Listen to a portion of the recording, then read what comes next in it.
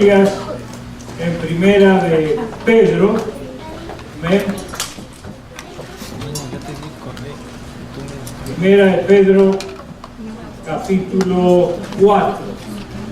Ahí vamos a tener el texto central de las Escrituras, teniendo en cuenta lo que leyó la hermana en hebreo. Primera de Pedro, capítulo 4. Gloria a Dios. Damos gracias, Señor, hermanos. Hemos tenido lindas actividades en las células en la semana y hoy retomamos la clase de los jóvenes y eso estuvo bonita la clase. Gracias a Dios por todas las actividades, ¿no? Amén. Si gustan ponerse en pie, vamos a leer Primera de Pedro 4, del verso 12 al 19. Muy bien. Dice así la Escritura. Amados, no os sorprendáis del fuego de prueba que os ha sobrevenido, como si alguna cosa extraña os aconteciese, sino gozaos por cuanto sois participantes de los padecimientos de Cristo, para que también en la revelación de su gloria os gocéis con gran alegría. Si sois vituperados por el nombre de Cristo, sois bienaventurados, porque el glorioso Espíritu de Dios reposa sobre vosotros. Ciertamente de parte de ellos Él es blasfemado, pero por vosotros es glorificado. Así que ninguno de vosotros padezca como homicida o ladrón o malhechor o por entremeterse en lo ajeno. Pero si alguno padece como cristiano, no se avergüence, sino glorifique a Dios por ello. Porque es tiempo de que el juicio comience por la casa de Dios. Y si primero comienza por nosotros, ¿cuál será el fin de aquellos que no obedecen al Evangelio de Dios? Y si el justo con dificultad se salva, ¿en dónde aparecerá el impío y el pecador? De modo que los que padecen según la voluntad de Dios encomienden sus almas al fiel Creador y hagan el bien. Nuestro texto es el 17, porque es tiempo de que el juicio comience por la casa de Dios. Amén. Vamos a orar. Pues Dios, gracias damos por tu presencia. Te pedimos que hable a nuestros corazones, Señor, y nos guíes para estar cerca tuyo, sabiendo, Señor, como dice la Escritura, que aún el justo con dificultad se salva. Ayúdanos a vivir una vida cristiana con temor y temblor, Señor, cuidando nuestra salvación, sabiendo que hay un juicio en el cual hemos de rendir cuentas, Señor. Danos la unción para vivir una vida santa como tú lo reclamas. Y bendiga tu palabra en esta mañana, Señor, siempre conforme a tu voluntad, en el nombre de Jesús. Amén. Amén. Tomen asiento. En esta mañana, con la ayuda del Señor, yo quisiera hablar acerca de lo que la palabra juicio. Amén. Juicio. Repita conmigo, juicio. Juicio. ¿Ok? La Escritura habla acerca de juicios. Juicios con condena, juicios con salvación. El creyente debe vivir la vida con gozo, con felicidad, sin temor, en el poder del Señor, pero sabiendo que hay un día en el cual va a haber un juicio y en el cual hemos de rendir cuentas por todos nuestros actos. Así que es importante tener en nuestra mente y en nuestro corazón la palabra juicio, porque a veces los creyentes se olvidan de que puede haber un juicio, puede haber un castigo, o se olvidan directamente que algún día van a tener que rendirle cuentas al Señor. Y eso es trágico y no debemos pensar que la vida cristiana tiene muchas cosas bonitas y lo más bonito de la salvación que Cristo compró, pero también somos responsables ante el Señor de lo que hacemos. Amén. Somos responsables. Aquí el apóstol Pedro dice, porque es tiempo de que el juicio comience por la casa de Dios. Cuando nosotros hablamos de juicio, pensamos en el juicio en el final de los tiempos. Pablo dice, todos compareceremos ante el tribunal de Cristo. Ese es un juicio que todavía no ha llegado. Cuando usted lee, por ejemplo, Joel o en el Antiguo Testamento, dice, viene el día grande de Jehová, el día de destrucción. También es un tiempo de juicio. Dios va a hacer juicio. Dios va a juzgar a las personas de acuerdo a lo que han hecho y especialmente de acuerdo a el temor y el conocimiento que tenían de Jesucristo. Amén. En la Biblia tenemos juicios de Dios. El castigo sobre Sodoma y Gomorra fue un juicio de Dios por el mal. El castigo con el diluvio en los tiempos de Noé fue un juicio. El juicio que Dios estableció de destruir la tierra por el pecado. Siempre el juicio, cuando hablamos de juicio, está relacionado al mal que la humanidad ha hecho o al mal que nosotros hacemos. Dios no nos va a juzgar por lo bueno que hacemos, nos va a juzgar por todo, especialmente en nuestra relación con Cristo. Nos va a juzgar por lo malo que hemos hecho. Aquí el apóstol dice que el juicio comienza por la casa de Dios. Quiere decir que Pedro ya estaba hablando de que había un juicio caminando. Ya había un juicio. Si lo había en la época de Pedro, también lo hay en esta época también. Dios está juzgando lo que hacemos. Dios está mirando lo que decimos. Dios está mirando lo que pensamos. ¿Por qué Pedro habla aquí de este juicio? ¿Sabe por qué?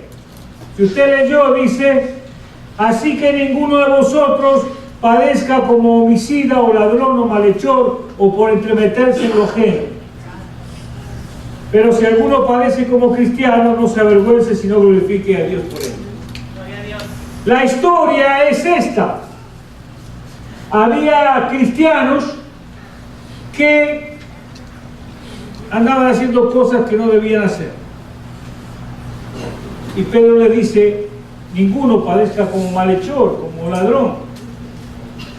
Entonces estos cristianos que estaban como malhechores, eran ladrones, no estaban viviendo la vida santa, los habían agarrado y los habían metido presos, los estaban castigando. Estaban recibiendo un juicio y un castigo por sus obras. Y tal vez estaban temerosos. ¿Y qué está pasando? ¿Por qué Dios no nos ayuda? Pero ¿cómo Dios te va a ayudar si tú estás haciendo lo malo? No tenemos un Dios para manipularlo y que nos ayude a avalar lo malo que hacemos. Dios nos va a ayudar en lo bueno que hacemos, pero en lo malo nos va a tirar de las orejas. Primero te va a tirar de las orejas. Después te pegará una zarandeada. No sé. Yo no soy juez. Cuestión de que el cristiano debe vivir pendiente de que hay un juicio en el cual vamos a rendir cuentas.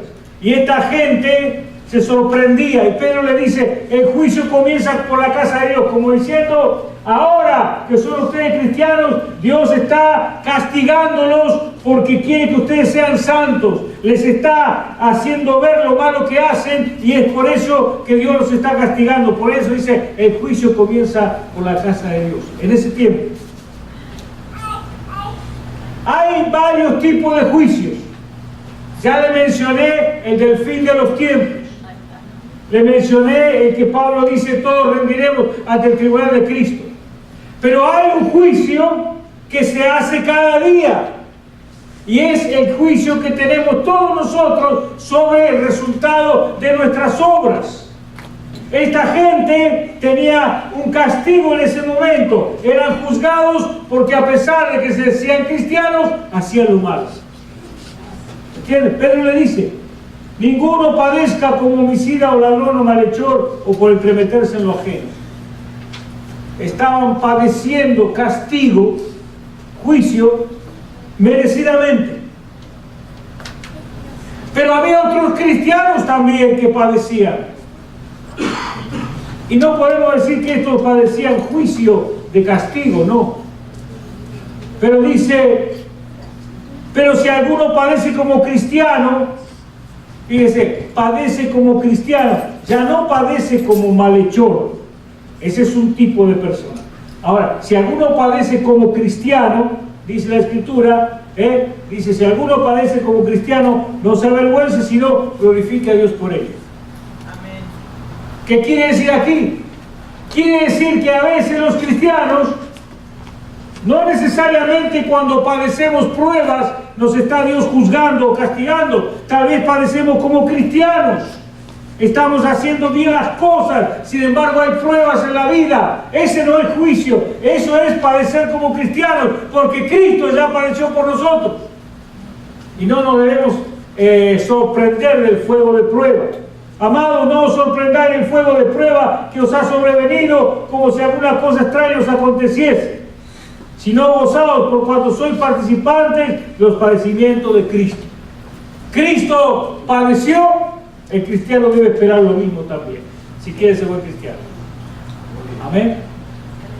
Pero ese no es juicio. Eso es sufrimiento como cristianos en la vida.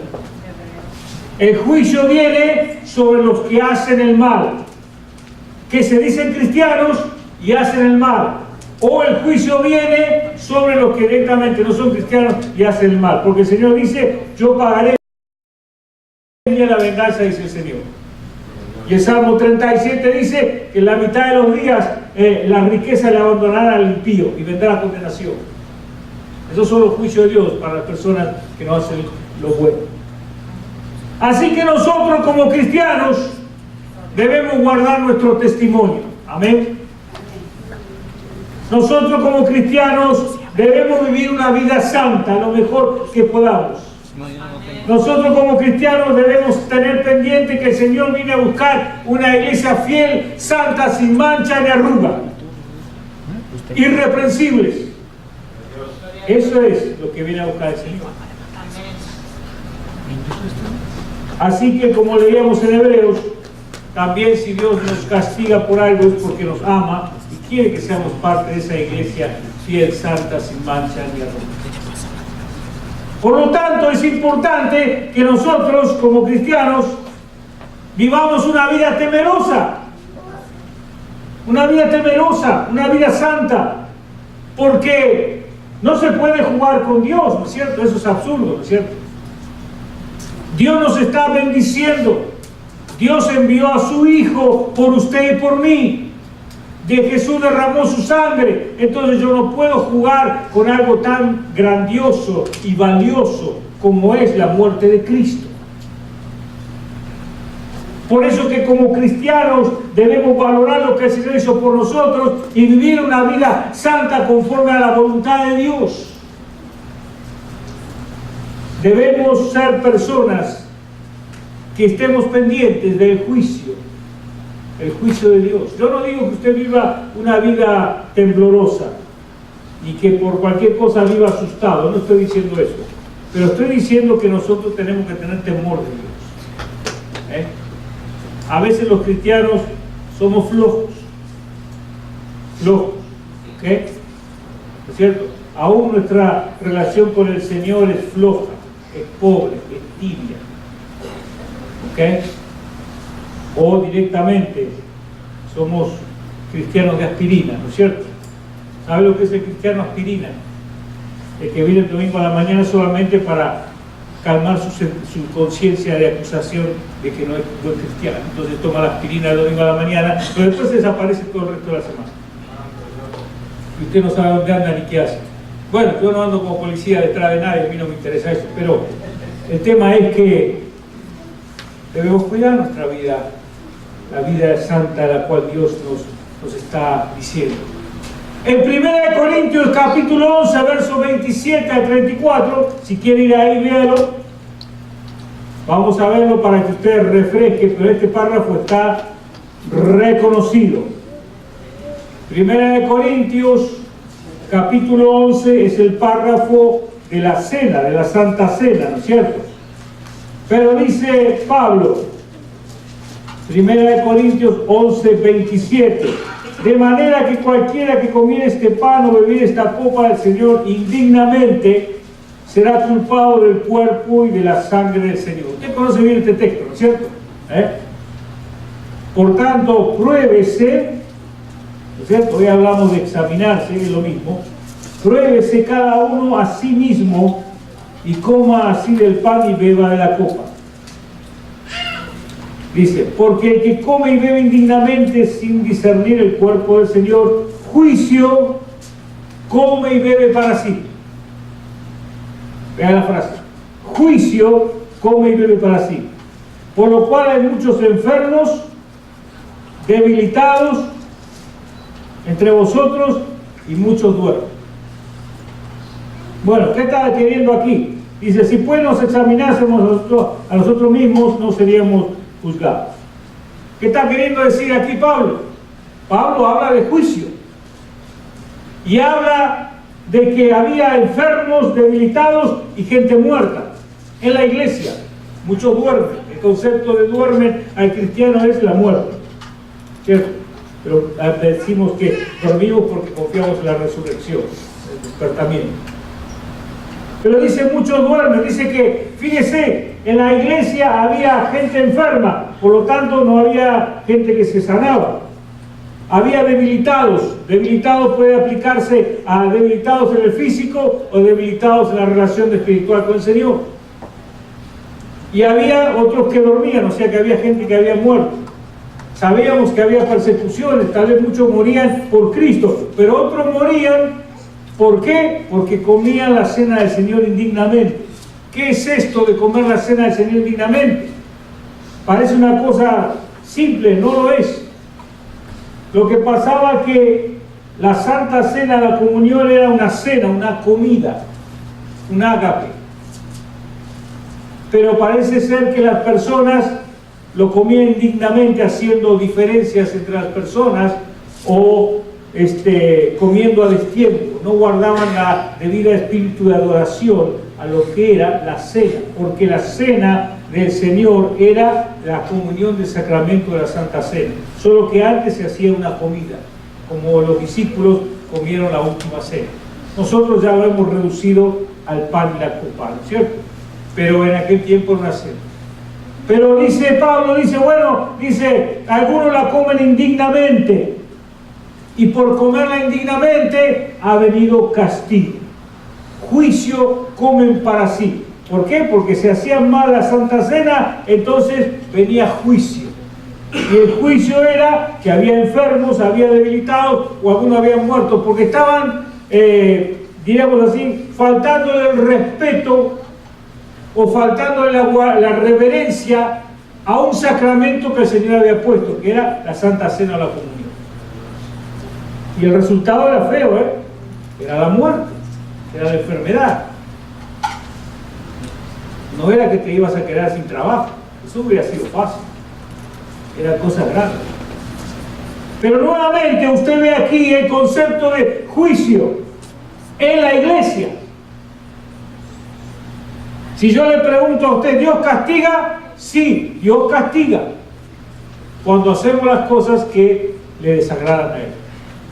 Tiene el ejemplo de la Santa Cena y tiene el ejemplo en Primera de Pedro. Cuando hacemos lo que no le agrada a Él, Dios nos pone la zaranda encima. Hebreos dice lo mismo en la lectura bíblica. El autor de Hebreos, Pedro y Pablo, aunque Hebreos se dice que fue Pablo, los tres mantienen la misma teología, la teología del castigo y del juicio. Por eso que también es peligroso cuando usted deambula en otras iglesias, porque en otras iglesias le dicen, no, Dios es amor, Dios no castiga a nadie, hacer vivir como se te dé la gana, venir aquí, cantar con nosotros, todo está lindo. Y la persona no tiene ni temor de juicio, ni temor de Dios. No le importa mentir, no le importa robar. Total, yo voy a esa iglesia, qué lindo que me siento los domingos ahí. Tenga cuidado con esas iglesias.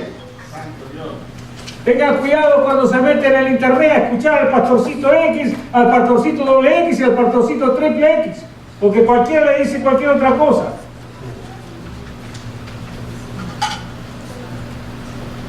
Tengan cuidado. Nuestra iglesia predica la santidad. Para que usted sepa que usted va a ser juzgado aquí en este momento o en la eternidad. ¿Se acuerda cuando Jesús le dice, está hablando en Mateo, le dice, Señor, en tu nombre echamos fuera demonios, en tu nombre hicimos esto, apartado de mí, hacedores de maldad? ¿Quiénes son mis hermanos? Los que hacen la voluntad de mi Padre. Dios no nos va a juzgar o no nos va a dar la salvación por cuántos dones y trabajo hayamos hecho, porque eso sería salvación por obras. Parecíamos católicos entonces. Dios nos da por nuestra fe y nuestra vida de santidad.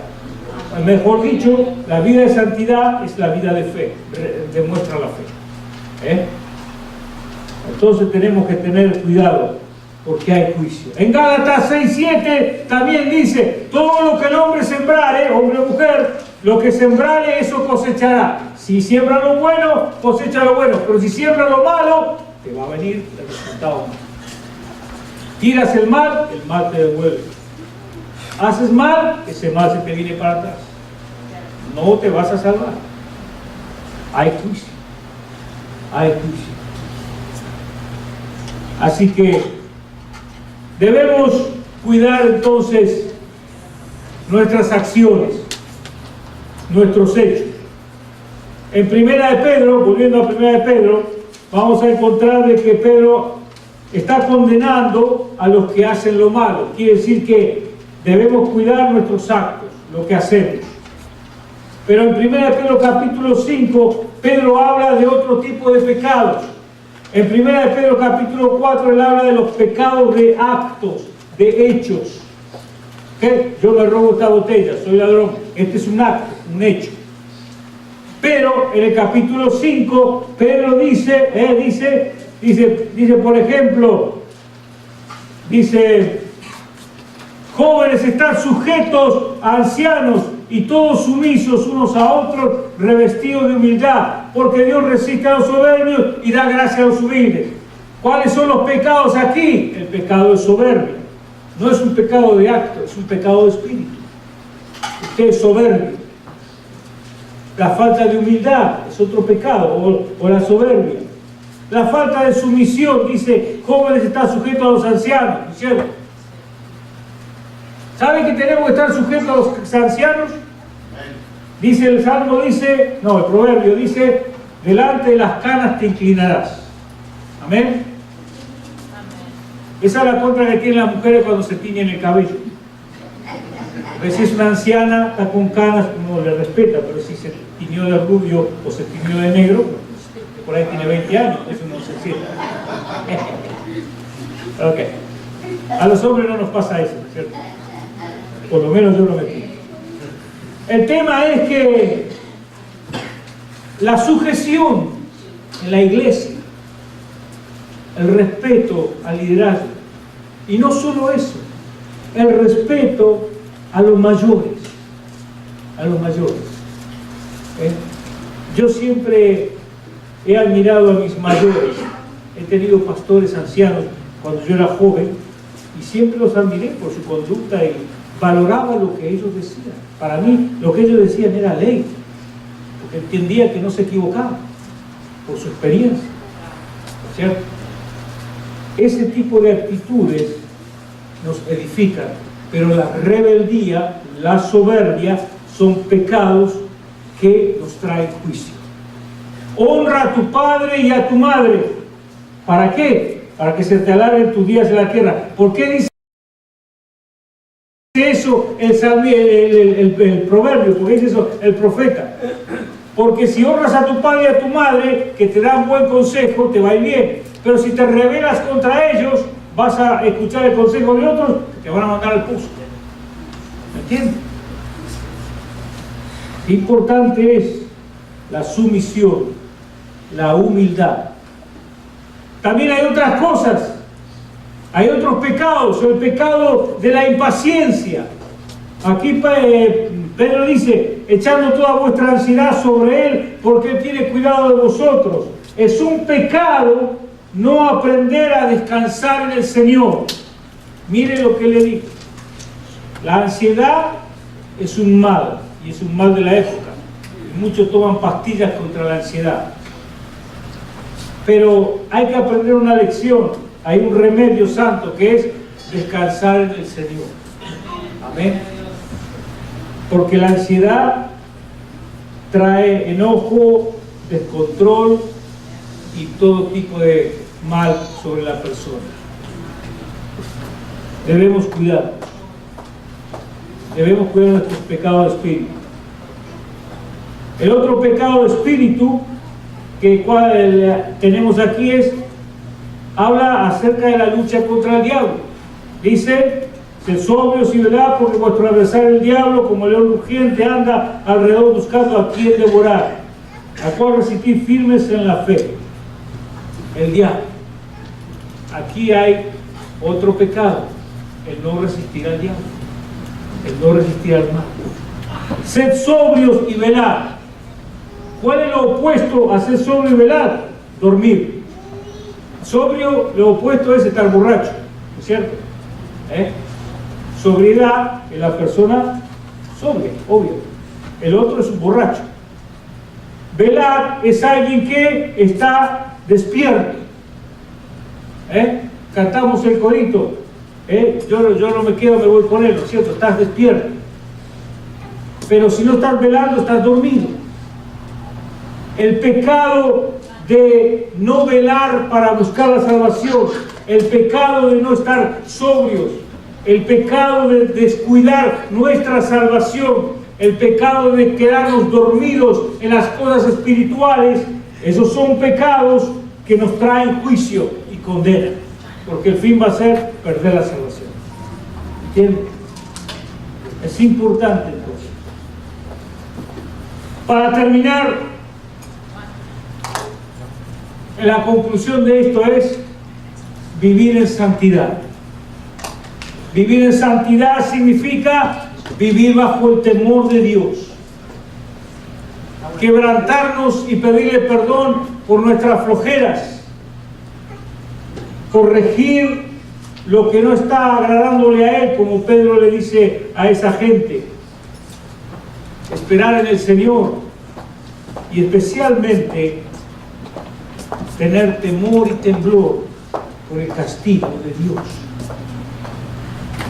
En cierta oportunidad, en la antigüedad, un predicador predicó un tremendo mensaje acerca del infierno, de los últimos tiempos, de la condenación.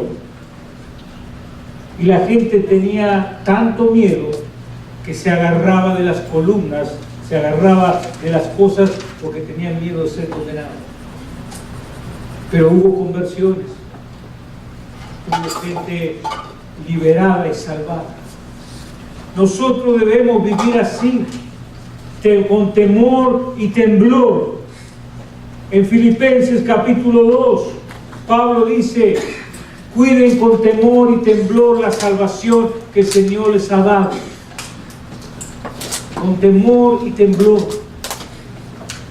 Debemos vivir una vida cristiana, más allá de todo lo que podamos desear como personas, y familiar y amigos y todo lo demás. Debemos vivir en el temor de Dios, sabiendo que Dios puede darnos juicio. En algún momento Él nos puede dar un tirón de orejas o alguna cosa más grave todavía. Debemos vivir con temor y temblor de Dios. No se trata de tener un miedo espantoso, se trata de tener un temor respetuoso de quién es Él y cómo debemos conducirnos para con Él. Debemos tener temor porque Él pagó un precio alto por nuestra salvación. Y no podemos tener una vida cristiana a los tumbos, de aquí para allá, de allá para aquí, subiendo y bajando. Debemos vivir una vida alta en la presencia de Dios, una vida lo más alta que podamos vivir. Yo quiero en esta mañana invitarle a que usted abra su corazón al Señor. Y si hay algo que usted debe decirle: Señor, corrígeme, sáname, Señor, ayúdame, porque yo quiero vivir esta vida de santidad.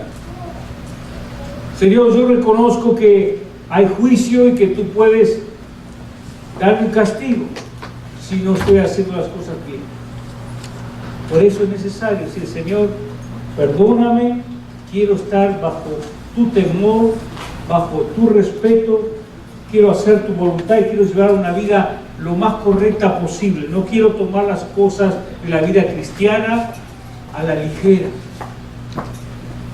flojamente, irresponsablemente, porque tú pagaste un precio alto, que es tu sangre derramada en la cruz por mí. Es muy serio. Hermanos, la salvación es seria. La vida cristiana es seria. La vida de santidad es seria. La vida cristiana es gozo, es bendición, pero este asunto es serio. Es un asunto de vida o muerte. Es un asunto de ir al cielo o ir al infierno. Es un asunto serio. Todavía usted está vivo y la sangre de Cristo está limpiando y perdonando. Aproveche ahora, porque después, pasada esta vida, no hay ya oportunidad. No hay purgatorio que le valga. A nosotros no existe el purgatorio ni nada de eso. Solo existe el paso a la eternidad, para bien o para mal. La vida cristiana es seria. Por eso que Pedro le dice: el juicio comienza por la casa de Dios. No les está diciendo: hermanos queridos, vivan como quieran, total no hay problema, están en la iglesia. Él está diciendo: miren, tómensela en serio porque hay juicio. Ustedes van a creer que si juegan con Dios le va a ir así bien todo. No, se le va a venir fuerte. Por eso Él dice, utiliza la palabra juicio. Y nosotros debemos vivir así también. Con toda la alegría que querramos, debemos saber que a cada momento podemos rendir cuentas y Dios nos puede llamar a rendir cuentas. Amén. Póngase de pie, vamos a orar. El altar está abierto para que usted hable con el Señor.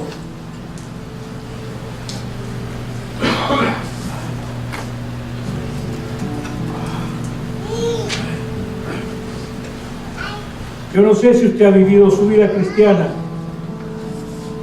pensando en que hay un juicio, pensando en la seriedad de la vida cristiana. Pero quiero animarle a que tenga en cuenta que tenemos una responsabilidad muy grande por nuestra salvación. Cristo dio su vida en la cruz por nosotros y no podemos andar descuidando lo que Él hizo. Debemos vivir una vida en temor y temblor, cuidando la salvación, cuidando de no cometer ningún pecado de hecho, de actos o de pensamientos, de espíritu. Sabemos que no somos perfectos y a cada momento necesitamos que la sangre de Cristo nos cubra. pero debemos ser responsables. Debemos vivir una vida en el temor de Dios. Usted está siempre pendiente de ser bendecido o de ser juzgado. Debemos cuidar lo que el Señor hizo por nosotros. Todavía estamos a tiempo para pedirle perdón por nuestros pecados. Todavía estamos a tiempo para arreglar lo que está torcido en nuestra vida. Todavía estamos a tiempo para corregir lo malo antes que venga juicio, antes que venga castigo, antes que venga prueba.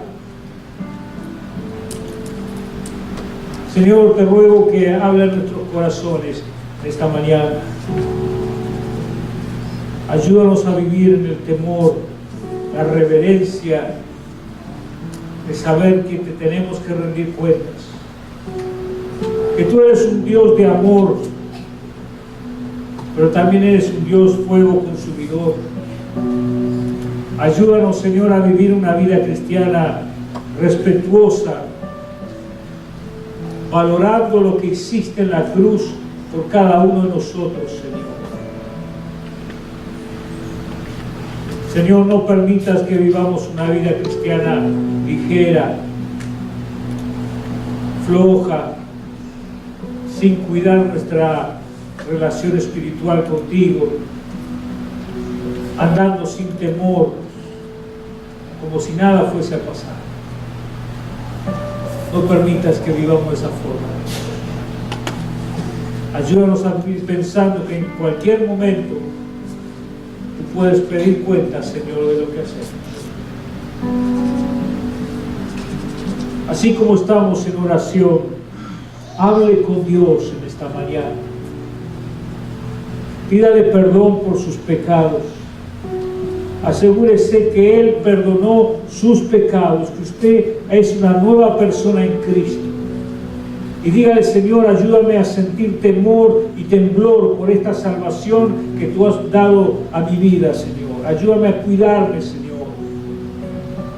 Ayúdame a tomar muy en serio todo lo que hago, Señor, sabiendo que tú me puedes pedir cuentas, Señor.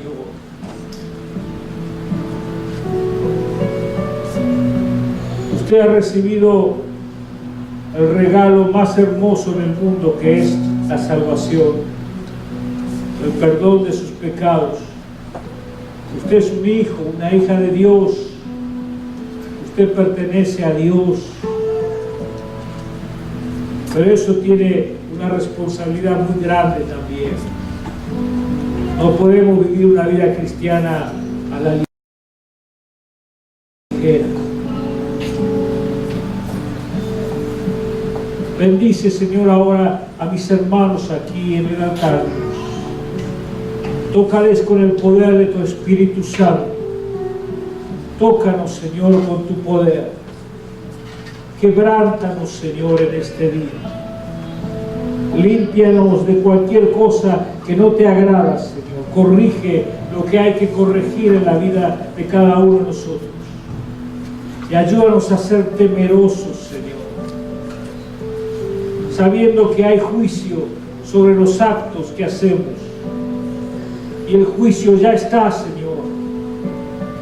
No solo está el juicio eterno, sino ahora. Ahora puede haber juicio, porque el juicio comienza en la casa de Dios. Y si con dificultad se salva el justo, ¿qué queda para los que no creen, Señor? Oh, ayúdanos. Con dificultad se gana la salvación. Es un precio grande y una lucha grande en la fe, Señor. Ayúdanos a vivir en temor y temblor, a respetar, amarte y valorar todo lo que hiciste por nosotros. Tal vez no podamos comprender ni entender todo lo profundo de la salvación y de tu palabra, pero en lo que podamos, ayúdanos a servir, porque hemos de rendir cuentas, Señor. Háblenle al Señor, arregle sus cuentas. Llena de tu Espíritu a cada uno de nosotros, Señor. Sana nuestras heridas, corrige nuestras cosas que no están bien. Dirige nuestros pasos, Señor. Ayúdanos a vivir una vida cristiana con temor y temor, porque hemos de rendir cuenta por todas las cosas, Señor. Pedimos tu misericordia que es más alta que los cielos. Pedimos tu perdón y tu restauración. Pedimos, Señor, que tu amor cubra multitud de pecados y nos restablezca, Señor. Te alabamos, Jesús. Te alabamos, Señor. Ayúdanos a vivir una vida responsable, Señor. Damos gracias, Señor. En tu nombre. Amén, Señor.